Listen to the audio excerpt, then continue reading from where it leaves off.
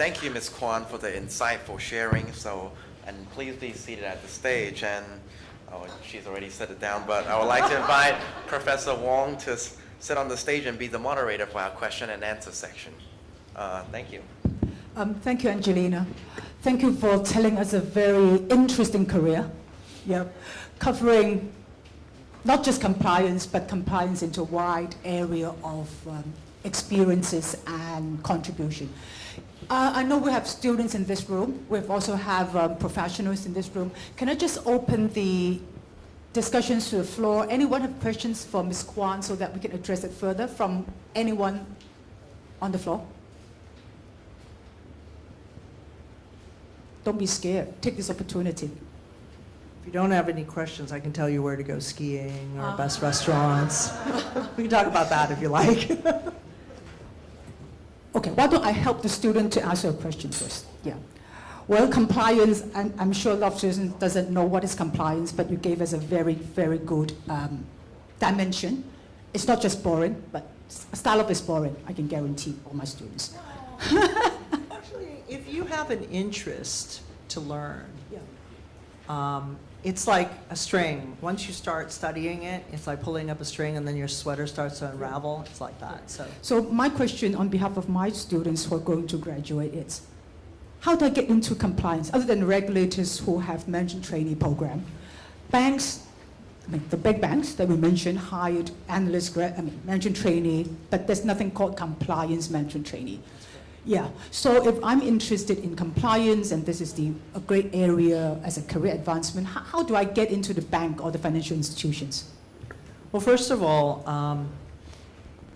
the management trainee program. So the SFC has a very competitive management trainee program. And actually our retention rate in the SFC has been really good.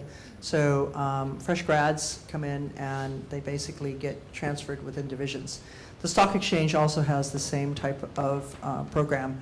And so it's not just compliance, it's learning about how an exchange runs. So we have that program also. And in terms of all the big accounting firms have compliance consulting. So when you first start as a new graduate trainee in the accounting firms, you can request, after getting your CPA, you have to get, in Hong Kong you have to, well, I always recommend this, get your CPA. That's the most important thing. You've done the accounting, you've done the audit, you've done the exam, get the CPA so that you at least have that, and then you can do anything with your life. So you can actually ask for transfer into the compliance consulting areas. So all of the main areas within the consulting firms have compliance practices. In my case, I just sort of fell into it, and I just found it to be very interesting to be able to help the business and advise them. So I was doing internal audit, but I sort of started moving into compliance because I was the go-to person because nobody else knew the answer. And I would read so much that I could actually answer people. And then they started coming to me more and more. And finally, I just told my boss, look, I want to do this. So I've set up the audit function. Let's pass it to somebody else. And I'm going to set up a compliance function. And he let me do that. So I was very, very lucky. But if you're in an organization now, almost every major financial services company is actually has a compliance department. Maybe it's a one-person band, maybe it's a group, or maybe it's 500 or 1,000. So JP Morgan, for example, has over 1,000 people throughout Asia Pacific. So can you imagine the amount of turnover, as well as the amount of change, as well as the amount of opportunities? The other area that you can do is to go into and get your law degree, which is the other reason why. I fast realized that all the general counsels usually headed up a compliance function. So I got the law degree and had an audit degree, accounting degree. So every major law firm now has compliance practices. So Davis Polk, Martin Rogers, has an entire team that just deals with compliance. And it is the biggest moneymaker for law firms to actually advise on compliance issues. So that's another area that you can get into. And then if you'd like, you can move out of the law firm in-house, or you can move into the regulator. So some of the major senior directors within the SFC, so the number 2, the senior director, Megan, in corporate finance, she's from a law firm. I came from an accounting firm when I joined the SFC. I was the youngest director at that time to join the enforcement team. So all of us came from either an accounting or legal background. So those are some ways that you can get into it. The other way is take courses, get plugged into some of the law firms. There's constantly courses about it. Talk to people and network. And everybody in Hong Kong is so connected. It's 2 degrees of separation. So if you ask around, hey, have you heard of any compliance positions? Headhunters can help, as well as people that work in the financial services. They'll know about jobs, and you just need to ask around. Any follow-up questions from the students on how to get them to the field of compliance? Okay. Angelina earlier mentioned 1994, right? That's the time that you came back to Hong Kong. I came to Hong Kong. I'm not from here. Oh, okay, you came to Hong Kong. I am an ABC. Oh, okay. I mean, I just want to impress you about the year. At that time, I was in Citibank. Okay? Citibank started the compliance department, a 2-people department, Wow. the head and the secretary, of course, in 1995. So 2 people in 1995. Coincide with the year. And now guess how many people they have? Hundreds or even thousands. Yeah. So that's the, I mean, can you tell me another career which goes from 2 to 1,000 in less than 20 years? Okay. Okay, I need a question from the floor, please. Oh, sure. Can someone pass her the mic? Yep. Which courses would you suggest for starting the career in compliance? In school, audit helps. So are all, I don't know your backgrounds. Are you all accounting or law or No. general business? No, I'm pursuing my law in corporate and finance laws.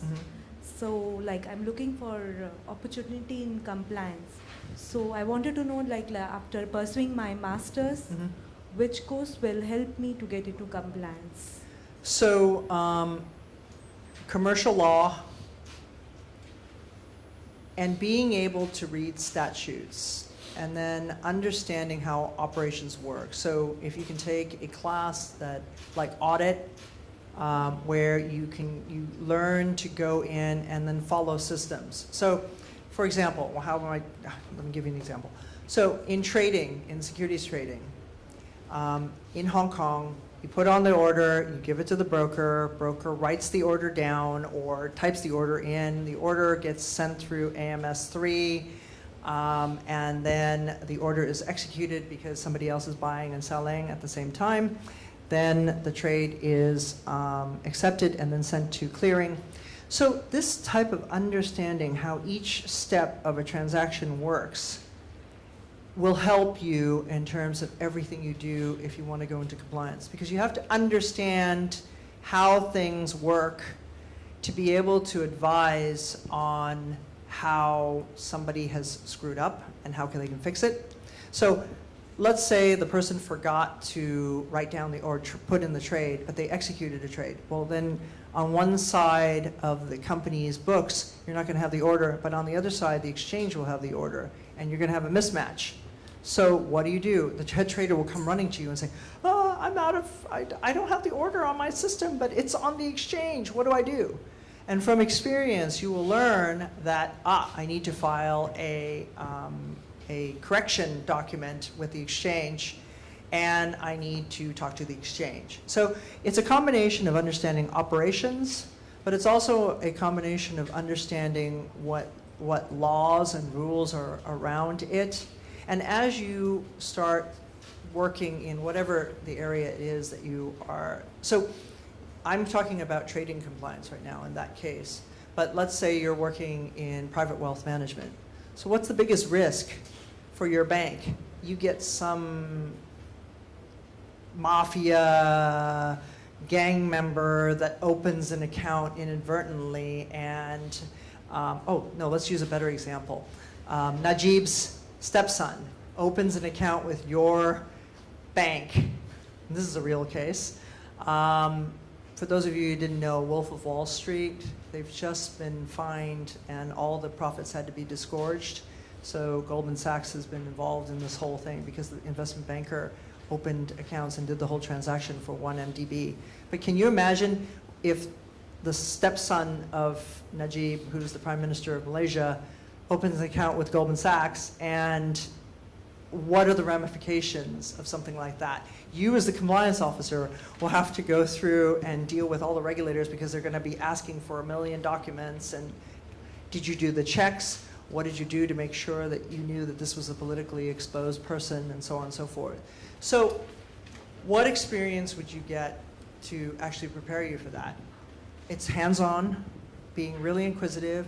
What courses can you take? There's a lot of courses for account opening. What are the money laundering rules? What are the things that you should put in place in the controls? What are the checks? So I constantly go to updates and refreshes by everyone, all the law firms, Thomson Reuters. I read about seminars, and I try to go to them to keep up to date. So it's not just school, but it's having an understanding. The basis is the understanding of how things work, and then from there, building on it. And then I do a lot of reading, too. So being up to date in terms of what are key cases. So if you know that a key person like Najib's stepson has opened an account, or it's somewhere, then gee, maybe you should look and see if your firm has that same account, for example. And that's why I was saying that reading is the most important thing, and keeping abreast will help you understand better what are key areas that you should be looking at. So are there classes for compliance? Now I understand there are certain certificate courses. You're teaching one, right? I'm just trying to step in. Yeah. Are you LLM CFL student? Yes. Okay. Do you know in Hong Kong you will have an LLM in compliance and Yeah, regulations? yeah. Okay. I So. should take it too. Oh no no.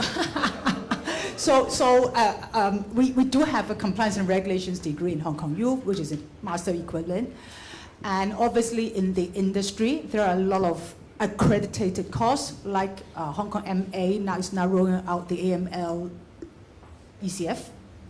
Yeah, so that's something that you can look into and then just see if you want to enroll in those external courses, and obviously Hong Kong U's course. Yeah. AML officers right now, some of my friends are making like big bucks because the Financial Action Task Force is actually coming to Hong Kong. So every bank is freaking out right now because HKMA and the SFC are ratcheting down. So FATF will come in and then they're going to interview a sample of banks. And if you're not doing the right thing, you're going to get in a lot of trouble. So every bank is hiring AML officers, whether or not they have experience or not, and then they'll teach you on the job. And all the consulting firms can't keep AML. So that's an example of a really big area of growth right now. And you're seeing more and more as the sanctions come in. So HSBC just got off of the sanctions list. So Exeger was sitting in their offices. There's a company called Exeger that just does monitoring, and they just make sure that companies do the right thing after they've been sanctioned by the US Treasury. So that's another big growth area for jobs. Other than what Angelina mentioned about reading, you need to watch very closely on SFC's website and IOSCO's website. So those are the two websites that you need to be familiar with, especially when you go out for a job interview. Thank you. Over there, the young gentleman over there. Yeah.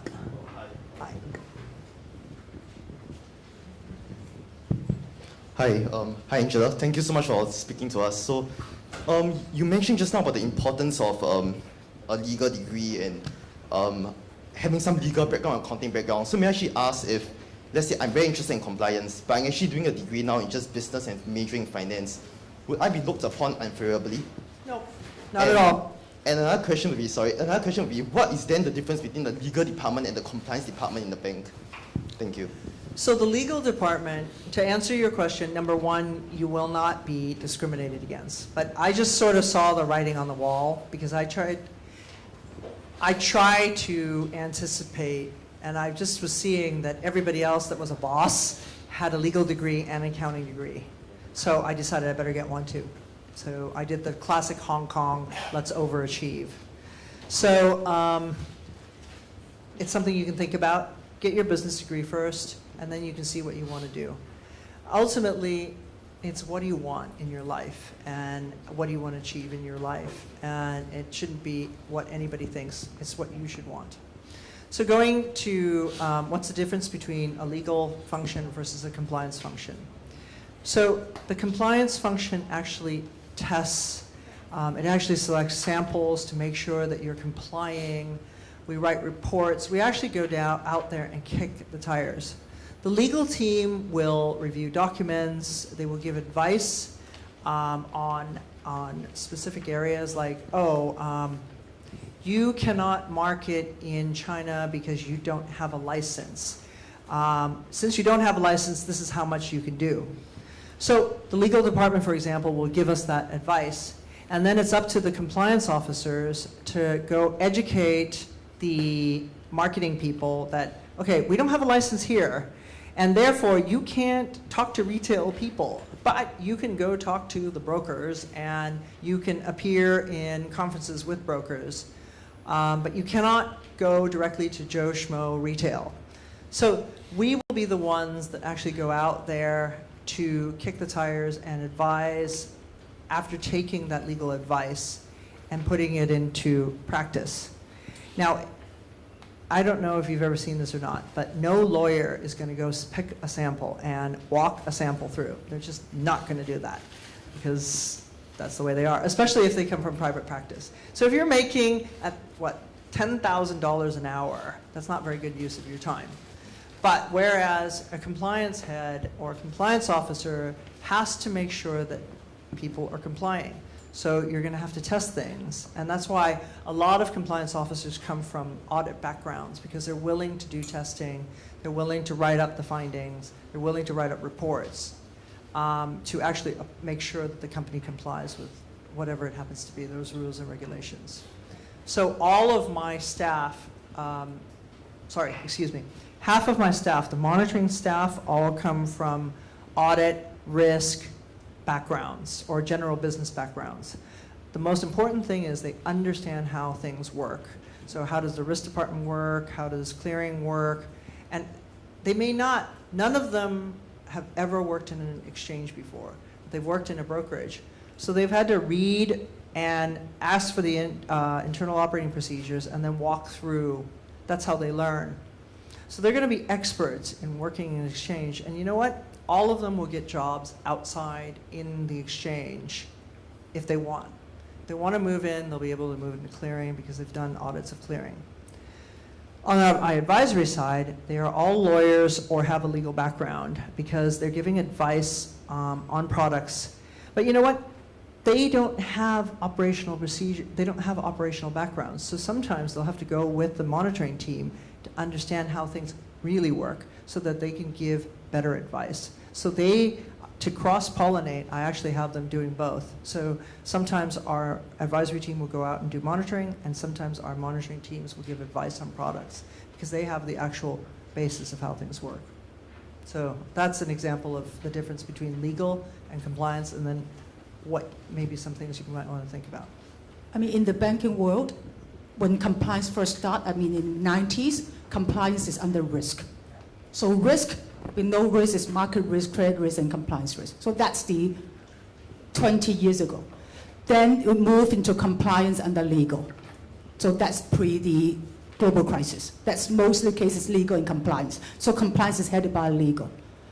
But more and more, now compliance is an independent function. So legal and compliance, they are separate, and compliance will go to the legal for legal advice. But compliance continues to form the compliance. So that's the trend of the move of compliance over the last 20 years, and the major change come after the financial crisis. And compliance become more and more an independent function and seeking advice from the legal, rather than legal doing the compliance function.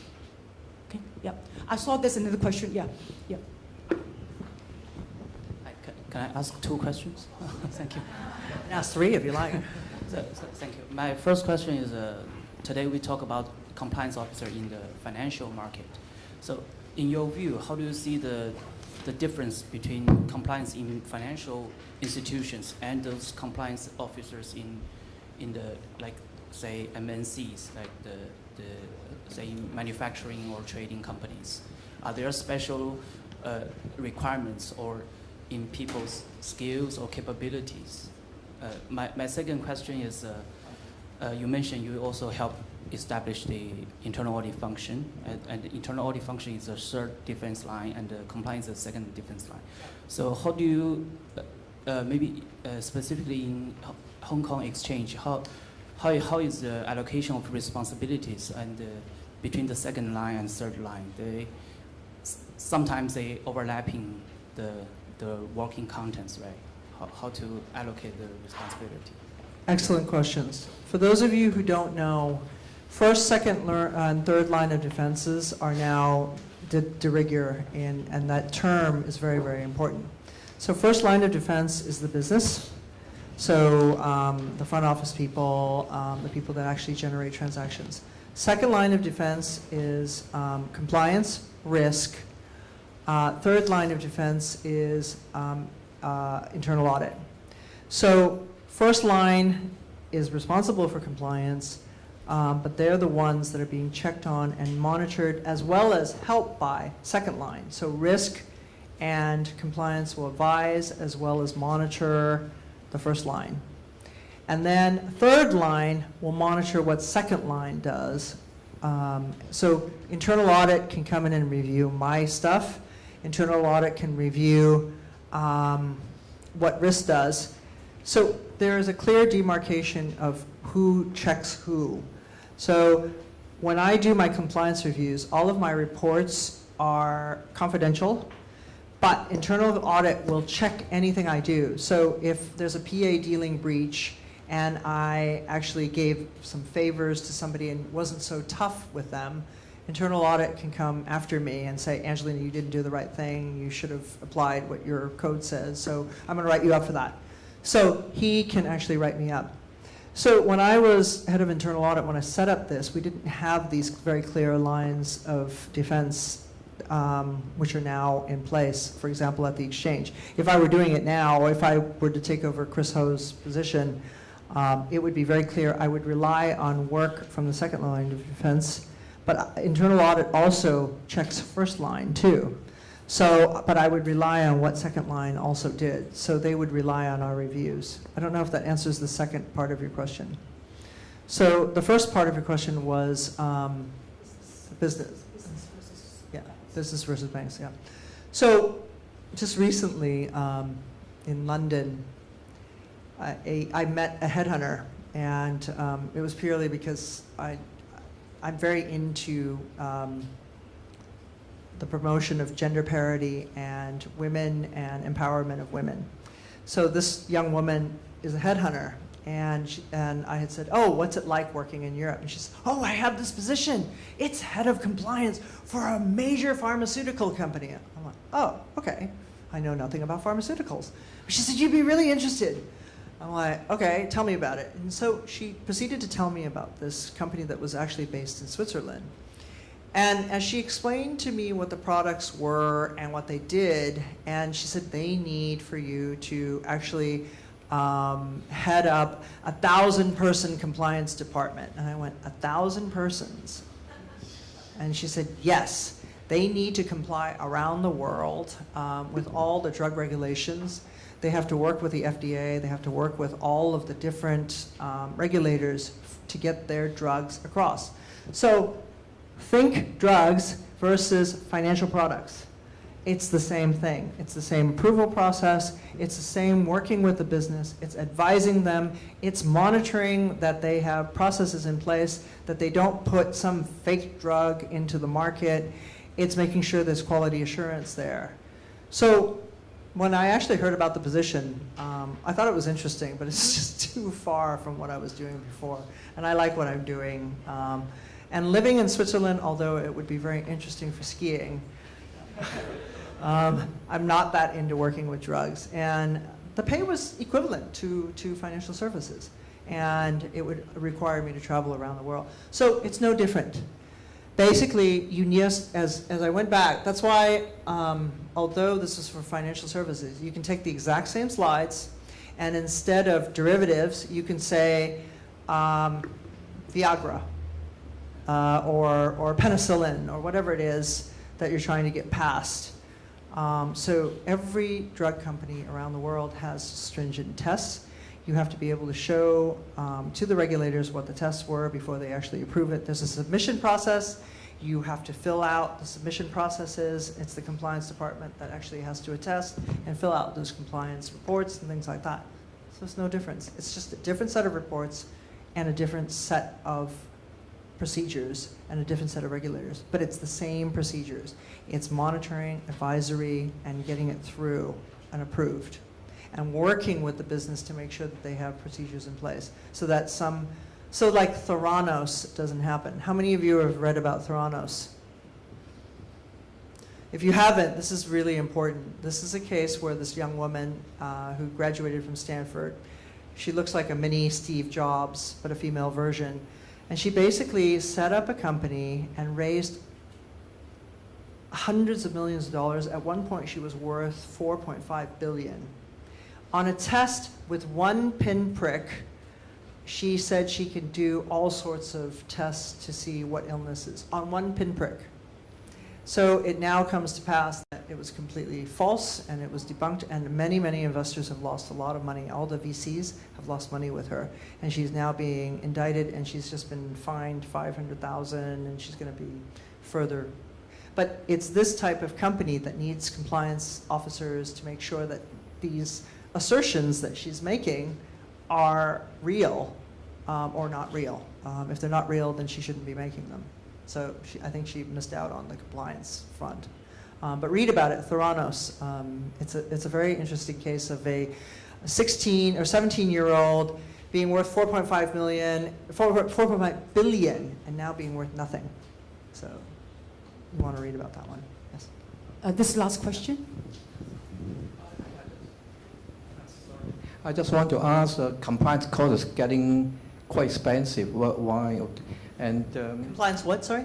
it's getting quite expensive. Say banks, they need to do all this compliance and so Yes. forth, and it takes probably 6 months to open up a bank account now. Yes. And the question I want to raise is that there's a lot of gimmicks now, like in Bitcoins and initial coin offering. Why should I spend so much money, say $30 million to get an IPO in the Hong Kong Stock Exchange, whereby I can raise millions of dollars through ICO, just writing a piece of white paper, And there's simply no regulation, in Hong Kong whatsoever. I'm just curious, In relation to ICOs, the SFC took action yesterday and issued a cease and desist on initial coin offerings. So every country around the world, you have to be really careful. ICOs are, under our ordinances, not allowed. And the SFC will take action and can put people in jail. They have the power to do that, as well as fine. So they did it for the first time just recently. China has already put a clamp down on ICOs and things like that. Bitcoin is interesting. Because the US CFTC, I had Chairman Giancarlo in our offices, and he was explaining to us that they take the view that it's a commodity. And I went, you've got to be kidding. You don't even know where they're coming from. You're taking the word that some dude from Japan, Satoshi, actually came up with this Bitcoin, and you're giving it credence, and therefore the exchanges are now preparing futures products off of this. And they said, yes, we have approved this as a commodity. And I swear to you, he said this to me, and we said, we will not in Hong Kong, because the SFC has already come out to say that it is not a currency and it is not a commodity, and Bitcoin is not allowed in Hong Kong. So buyer beware. So in terms of that whole world, that's a buyer beware. And you've seen all the alerts out there in terms of you need to be really, really careful. And the swings that are happening out there are real, and buyer beware. Now, that's very different from what's happening in terms of banks. And the HKMA is aware of this. And before Mina retired, she was actually trying to do something about it. So the HKMA has basically come out with a lot of pronouncements, but banks have taken it like 15 steps further. So when you want to buy a vanilla product that's out of your normal risk management, sorry, let's go backwards. So if Anna walks into HSBC, they will ask her to fill out a number of questionnaires, and they will tape her as they read the whole script to her to say that you understand that if you buy this type of product, you could lose everything. And then she has to say yes into this tape. So Fully understood. Yes, exactly. So all of these products and problems came out of the financial crisis because of the mini bond situation. So what happened was there were so many investors that bought these I kill you laters or accumulators, and they said that they didn't understand them. And there were a lot of cases where people really didn't understand them. They were just greedy. So now banks have to put in these procedures in place. They are trying to roll them back, but they're not being rolled back fast enough. So if you really want to buy stuff, you're subjected to this type of thing, and it's making Hong Kong very unattractive. And the chairman of the FSDC has even said this, that they're trying to roll this stuff back and work with regulators as one of your proposals, in fact. So FSDC is taking a look at this to get the regulators to move backwards a bit. It's the banks that are worse than the brokers. But the brokers also have the same problems too, in that you need to make sure you know your source of funds, you need to make sure you know who your client is. Those are the fundamental issues. So there's no way around it. It's just been too many places where people have lost money. And in Hong Kong in particular, people have lost jobs because they didn't do enough. So during the crises, a number of high-profile regulators lost their jobs, including the head of SOM. So people are ultra cautious. That's why they're putting in all these rules. So going back, so what can you do? Well, if you actually have Bitcoin, you know that a lot of Bitcoin exchanges do not have the means to actually change their Bitcoin into actual cash. So if you really try to sell, it's very difficult for you to get your money out. So that's an interesting thing, because a lot of the banks do not recognize Bitcoin as exchanges. So buyer beware on that. Why do I know so much about Bitcoin is because I actually advised a Bitcoin firm, and I took my fee in Bitcoin. Maybe it was the best thing I did. I got 5 Bitcoin, and at one point it was worth 100,000 US. But I've never tried to sell it. Did you cash out? No, I didn't. I still have my Bitcoin. So you still own the sitting Bitcoin? there. I still own it, because you know why? I wanted to put my money where my mouth is, just to learn about it. So this Bitcoin exchange in particular, they are more legitimate, and they are legitimate, in fact. And they do have ways that you can cash out. So, and they are very legitimate, but they got hacked. So they almost went under. So again, as I said, you could turn to these methods, but you cannot cash out easily. So unfortunately, going back to the old vanilla way of buying funds, buying derivatives, buying exchange-traded areas, is the best way still to actually get returns on your money. You take your risk, you could lose everything on your Bitcoins. And if you look at the swings, it's not something for the faint-hearted, and it's not something for you to actually put a lot of money in. I'd rather you put it into like property, so, which is also gambling in itself. But I don't know if that answers your question. But. Well, thank you, Angelina, for sharing such valuable experience with us. And then we learned a lot about compliance and about your job in Hong Kong Exchange. So thank you very much, Angelina. Very welcome. Thank you.